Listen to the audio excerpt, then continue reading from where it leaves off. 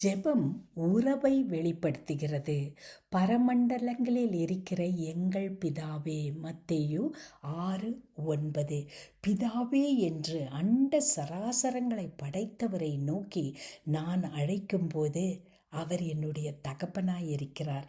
எனவே நான் அவரிடத்தில் பேசும்போது அது என்னுடைய உறவின் அடிப்படையில், நெருக்கமான உறவின் அடிப்படையிலே எழுகிறது. அதுவும் எங்கள் பிதாவே என்று சொல்லும்போது என்னை போல விசுவாசிக்கிற ஒவ்வொருவர்களோடும் இணைந்து நான் அவரை பிதாவே என்று அழைக்கிறேன்.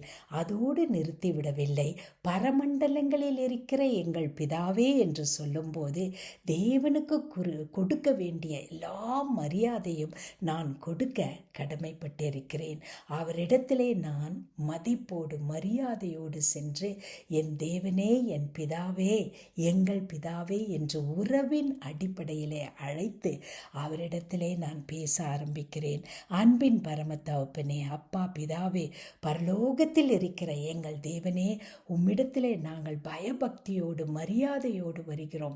எங்கள் ஒவ்வொருவருக்கும் தகப்பனாயிருக்கிறீரே. நாங்கள் அனைவரும் இணைந்து அப்பா பிதாவே என்று உம்மை கூப்பிட்டு, ஆண்டவரே, பல காரியங்கள் எங்கள் மனதில் இருக்கிற எல்லா காரியங்களையும் இப்பொழுதே சொல்ல ஆரம்பிக்கிறோம்.